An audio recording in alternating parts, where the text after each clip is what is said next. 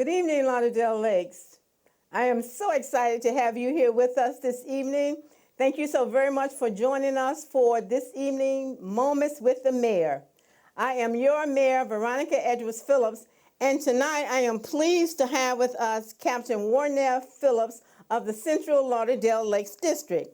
Tonight we're going to talk about a topic that is so very, very important to all of us. The benefits of community policing in recognizing, addressing, and preventing mental health crises. As we all know, mental health issues are so very, very important and impact our families and our lives daily. So I thought it was a great idea for our community policing officers to talk with us about what is going to occur as far as mental health intervention with our BSO officers. So tonight, I would like to introduce you, if you have not already met, our Captain Warnell Phillips. Captain Phillips, however, before we get into our topic, just tell us something about yourself, where you're from, what you do, your title, what your interests are, that type thing. So let us get to know you a little bit better. Well, my name is Warnell Phillips. I'm a Florida native. For those of you who know me, know I'm from Belgrade, Florida. I'm a proud HBCU graduate from Florida A&M University. I've been at the Broward Sheriff's Office for 23 years, and I am your district captain/police chief, and proudly serving the Central Broward Lauderdale Lakes District here as your district police chief. Okay. Captain Phillips, how many officers does Lauderdale Lakes have? Through the efforts of yourself, Madam Mayor, and the dais, we've got our numbers up to about 50 law enforcement officers for the city of Lauderdale Lakes. Okay, that is wonderful. And of course, you know, over the years, we'll be looking to increase that to provide safety and security to our residents and to our businesses. But how does the Broward County Sheriff's Office within our district serve our community? What are some of the things that BSO does in our community? Well, since I became the district chief for the Central Broward Lauderdale Lakes District, one of my biggest initiatives was to incorporate a community-oriented police philosophy and concept. And since I've been here, I think we've been successful in doing that and really engaging with the community and just kind of taking that shield and that veil away from law enforcement to really personalize ourselves and let the community know that we're people too, and we're just out here to help and serve the community. And I think through the efforts we've made between the Sheriff's Office and the City of Lauderdale Lakes, I think we're reaching that goal. I'm glad to hear you say that you all want our residents and businesses to know that you are people too, because you are people too. So that's why we are starting our community engagement with our residents, so that they will know that when they see our police officers in green, Yes, that they can approach them, that they will be accepted, they can talk with them, and they can tell them what's on their mind in a conversational manner. So you all can get to know them better, we can get to know you all better, and form that partnership of engagement. So I'm looking forward to that relationship and establishing that relationship. How do you see Lauderdale Lakes policing as being different from a traditional policing? Well, one thing I got to honestly say is that the city government here is really mean it when they say we are the We Care City of Lauderdale Lakes. Since I've been here, the initiatives that I've observed that the city initiate to really engage the community, I've been very impressed with, and I think it's definitely a step in the right direction. And it does the things that are necessary to mend law enforcement and really bridge that gap between the community and law enforcement. So again, I've been very happy to be here. I'm glad to be a part of your team and making things work for the citizens, for the Sheriff's Office, for the city. And I really just think that we're moving in the right direction, and just glad to be a part of it. Great. Tell us about the two officers that are going to be involved in this initiative, what they're going to do, the type of training that they have had, and when they're going to start. So I'm glad you said that. With the mental health aspect, with your COPS grant position that you have, those officers are going to have a specialization in mental health counseling and observation. And it's really a 40-hour crisis intervention training that we implement. And just so you know, some of your officers that are working for your community now already have that training. Great. So the two other officers you have, they're going to be working the midnight shift, And they're going to also have that training because we feel like sometimes at night when everyone is asleep, a lot of facilities are closed. That's a time that we really need officers who could recognize when that person is at a heightened state of mental health crisis, and we can really utilize those skills to help bring that situation to a peaceful resolve and de-escalate that situation. And I think with what we've done thus far, it really helps, and I think it's going to really work for the citizens of Lauderdale Lakes. What type of specific mental health training did the officers receive? So a lot of it is it's a lot of recognition of certain mental health crises. If a person is in a state of being bipolar, if they're listening to voices, we kind of recognize that as schizophrenia. If they're bipolar, they have a manic state and a depressive state. So it's just giving some baseline understanding of some of the psychological episodes and just those common things that people go through that will heighten that particular situation where law enforcement may be called to the scene. So it just gives them that baseline training to help them identify those things. And if the person has been a little erratic, the officers don't engage and become more erratic. They recognize that and they're actually able to help calm the person down. So those are some of the most common issues that law enforcement will encounter, and the training will kind of help the officers identify that particular crisis and help bring it to a peaceful resolution. Okay. Tell us why the midnight shift only and not a midnight shift and a day shift, since mental illness knows no time boundary. Well, we utilize midnight shift because that's 7 days a week, and we know that we will have, that's when we did our own study, we noticed that we would get a lot more calls at night in those after hours when everyone has gone home from 5 till 5 p.m. to the next morning. So we would just think it would be a better utilization of those resources if we have one on the junior shift that we have and one on the senior shift. So they would not both be working the same time, but they would be spread out amongst both of our midnight shifts. Okay. Tell us about some of the initiatives where community policing has helped officers recognize a mental health crisis that was occurring. Well, here in Central Broward, Lauderdale Lakes, we actually deal with people in crisis a lot often, and we've actually got out and we made contact with our homeless population, our homeless residents. So just our engagement with the community, our officers are very much skilled in identifying mental health issues. And I just think the direction that society is going right now just gives us the extra tools that we need to engage in those personnel in a productive manner. Yeah. And I know BSO does engage our homeless population. Tell us just briefly, what do you do when you encounter a homeless person? I know you do wellness checks, but talk with us about that. So, and just let me put it out there, being homeless is not a crime. Absolutely. So what our goal is to really help and assist that person. Okay. If it's a person that's chronically homeless, a lot of times we notice that there may be some mental health issues going on. So we would make an attempt to engage them with the proper facilities to help them get assistance.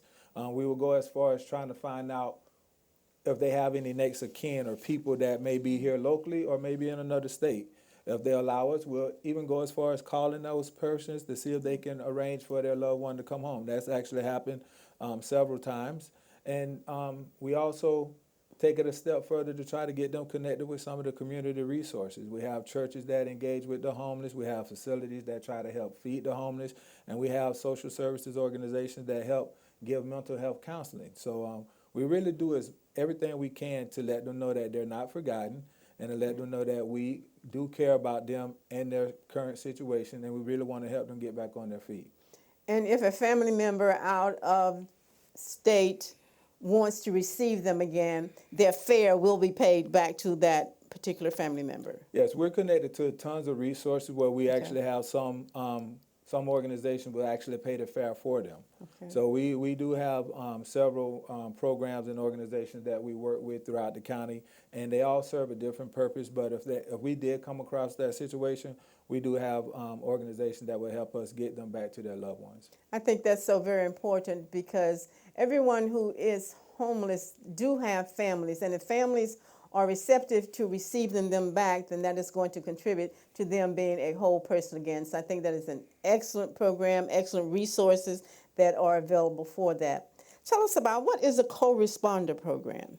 So again, the corresponder program is another step in that direction of really helping to engage with the homeless. So what happens a lot of times, law enforcement get calls. They get calls that someone's having a mental health crisis, and what they do with the corresponder program, they have a licensed clinician and a law enforcement officer go out together so they can engage that person and really try to do an on-site evaluation to see exactly what state of mental health crisis they're in at that time. And then they would determine if that person needs to be Baker Act or if they need to have, if they're in a higher state of psychosis, what facilities we can help them with and kind of help them deal with that situation as it's happening in real life. So we're not only talking about the homeless, but we're just talking about calls that BSO receives for mental health crisis and mental health issues all around. Absolutely. It's not just homeless people. We go to residents. We have family members who are dealing with loved ones who have not been taking their medication for whatever reason. One of the biggest issues that we do deal with mental health crisis is self-medication. And a lot of times people, they don't think they need help.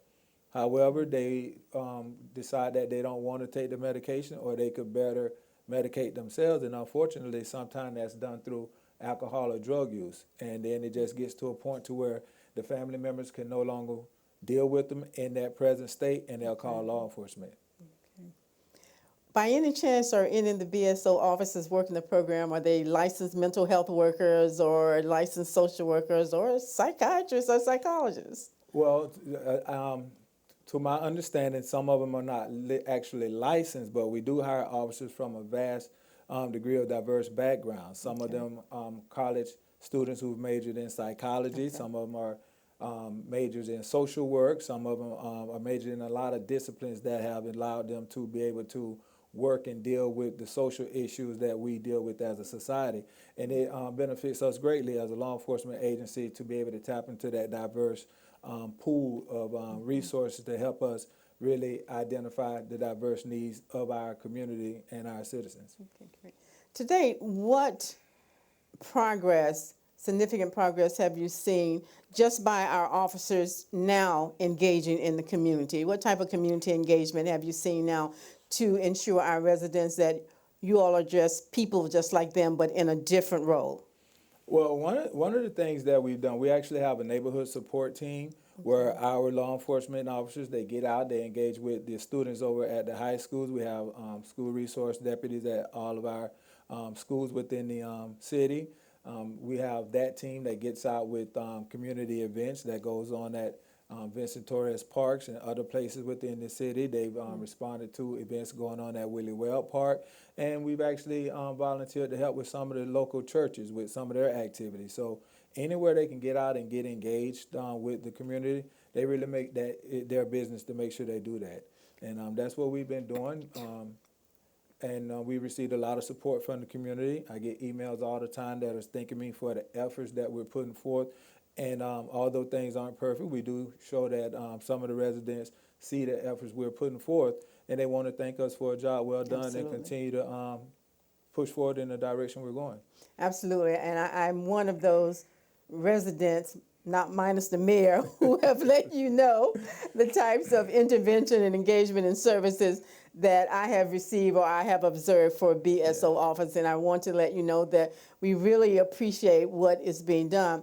I also like to say right here, Captain Phillips, that we are going to begin the Mayor and the Cop program, and that will be an extension of community engagement. So tell us about that.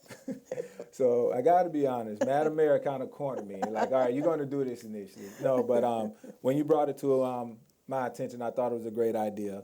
And what we're typically going to do, we're going to take particular weekends throughout the month, and I think we set up a schedule. We'll finalize it later.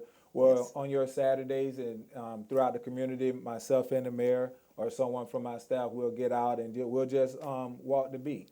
We'll get out in certain neighborhoods. We'll walk around. We'll engage with some of the residents and just have a quick one-on-one with them to see what's going on, if there's anything we can do from a law enforcement perspective or from a city perspective to help them out, and just to let them know that we're here and just teach them how to better utilize our services.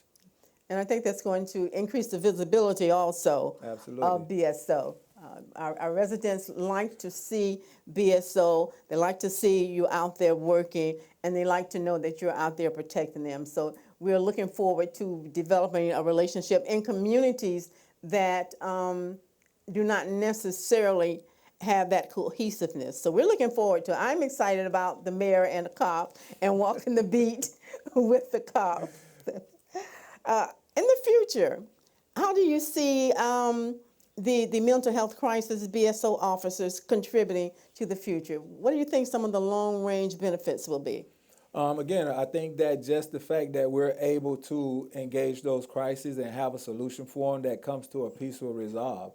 I know a lot of times we've had tragic endings to just the misdiagnosis or just the misunderstanding of what law enforcement officers are dealing with at that time. And we're really trying to prevent those things. It's never a situation that officers want to wake up and say, hey, I'm going to have this engagement today. Yeah. So we're working hard to give our officers those tools so they can get out and recognize all of the facets that involve law enforcement. Even when it's someone in a mental health crisis, we can get out there and properly recognize that they are in crisis and apply the skills that we've learned to help those situations come to a peaceful ending. And those officers exercise and use those de-escalation tactics to really help them serve the community and serve that person in crisis a lot better. Okay.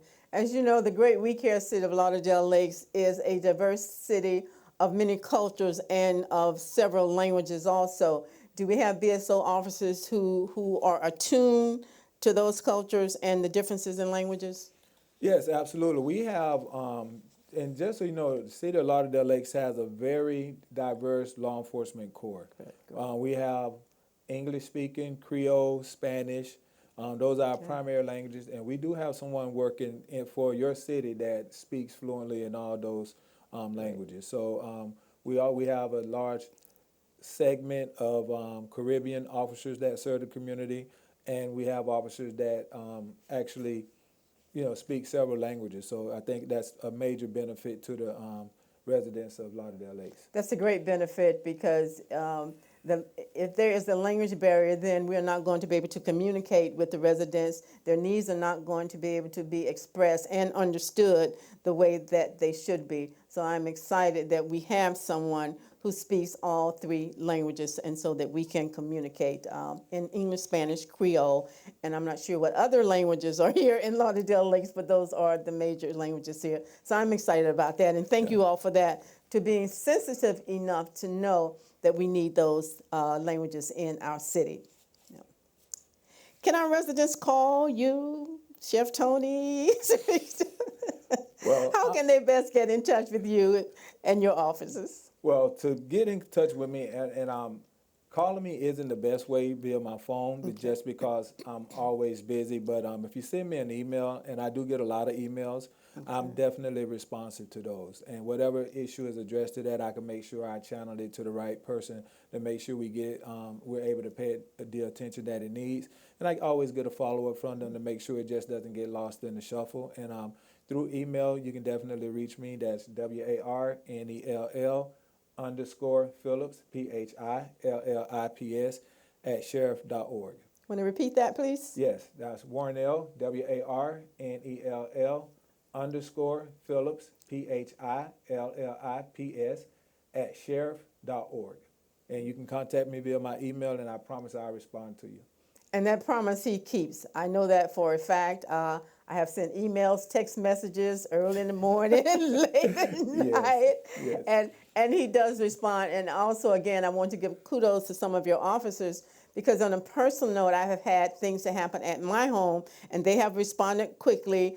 I have not identified myself as being the mayor of the city of Lauderdale Lakes, and the services that I have received, bar none, they have been of excellent quality. So I just want to give kudos to the officers here in Central Lauderdale Lakes. And I would just like to expound on that and take it a step further. I actually identified those officers, and I told them what you said, thank you. Great. And they didn't even know that you were the mayor then. I like, it was the mayor you was talking to. Like, I didn't know. But again, that just goes to show that the things we're doing in the community and the guidelines and principles that we're pushing forth, the officers are actually following those to be better officers and to serve the community. So I was happy to know that they're doing those things and they did not have to put a title on the person to give them the service that they deserve. Absolutely not. Absolutely not. Well, this has been very interesting, Captain Phillips, though we do have a live audience, and we would like for our residents, our community, to ask you some questions, some things that are on their minds about mental health, what's going to happen with our two officers. Do we have anyone?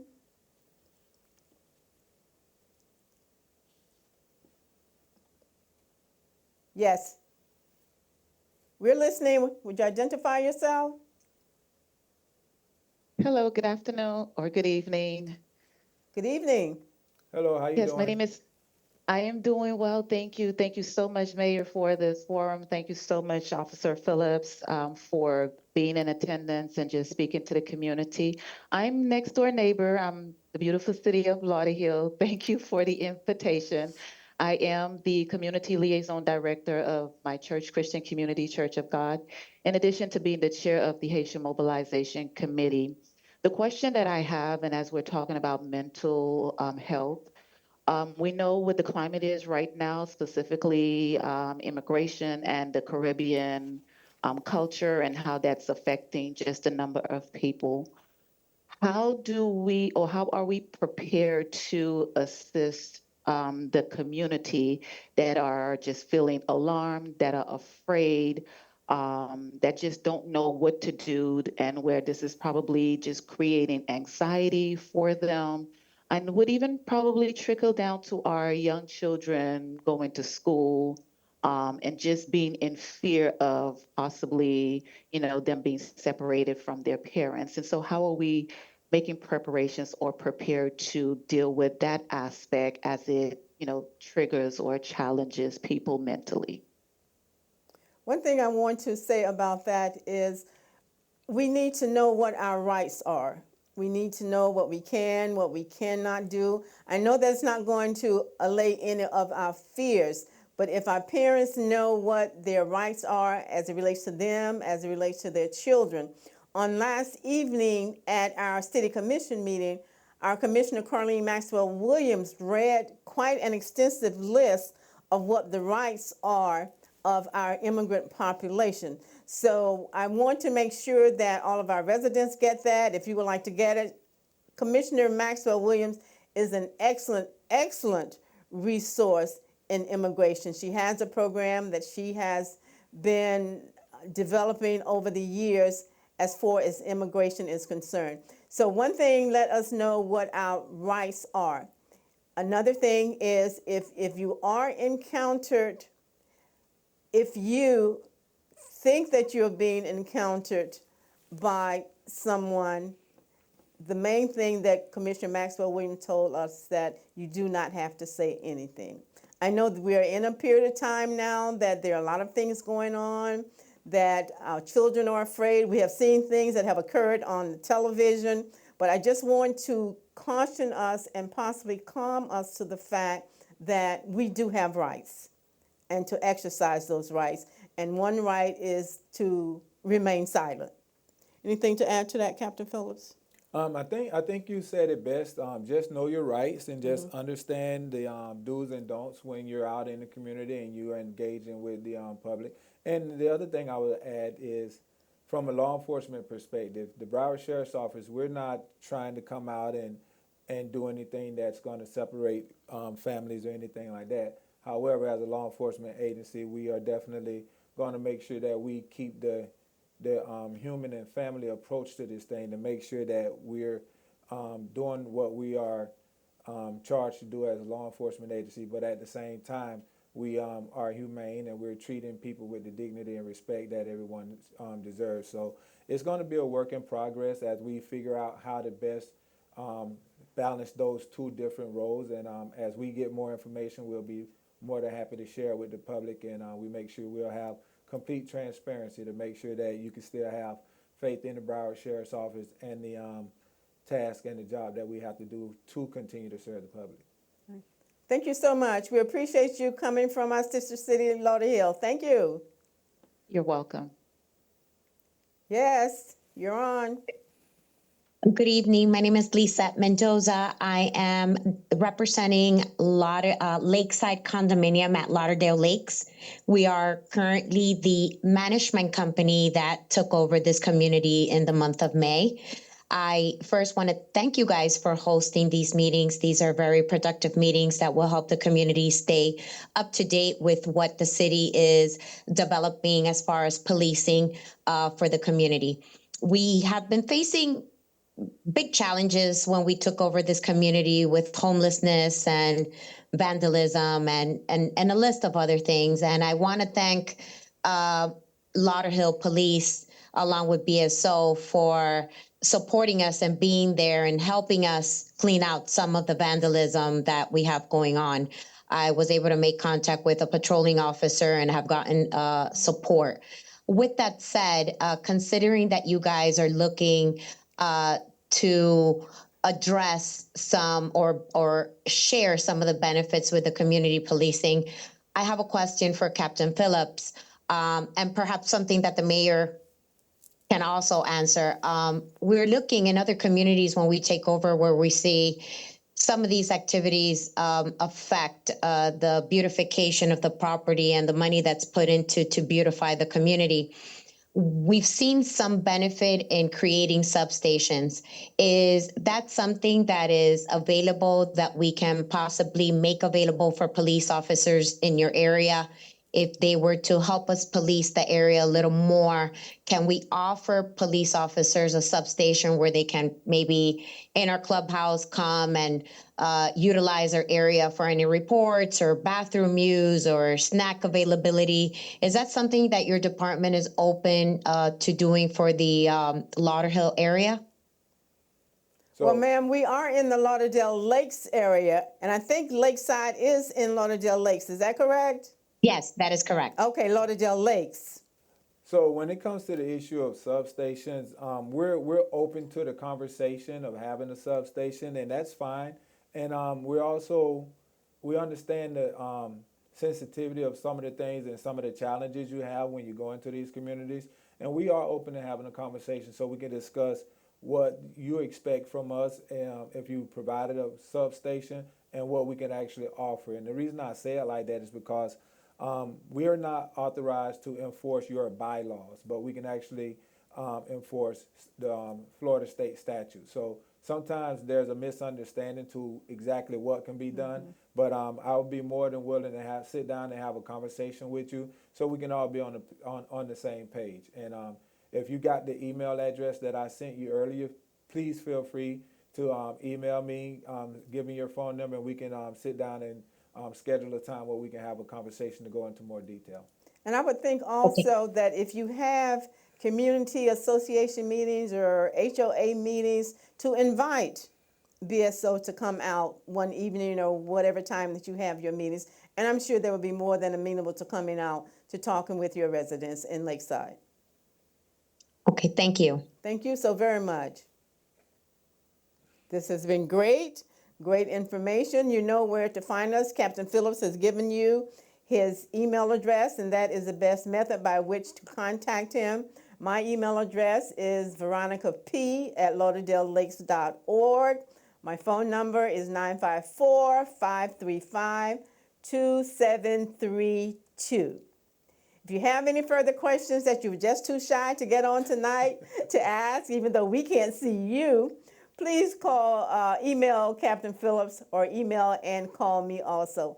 Captain Phillips, this has been very, very informative. Yes, I'm looking forward to that partnership with our mental health BSO officers coming out into our community. And I'm also looking forward to the mayor and the cop to further extend that engagement. Thank you so very, very much. As Thank you, always, Madam Mayor. It's always a Captain pleasure. Phillips is a man of his word. He does what he says. And Captain Phillips, as I have observed, loves the city of Lauderdale Lakes and wants our residents to be safe and to have a safe community for everybody, our adults, our children, our seniors, our businesses, and our visitors. So again, thank you so very much, Captain Phillips, for a rewarding, informative evening. Good night to everyone who's online. Thank you so very much for attending with us tonight. Good night. Take care. The great We Care City loves you. Good night.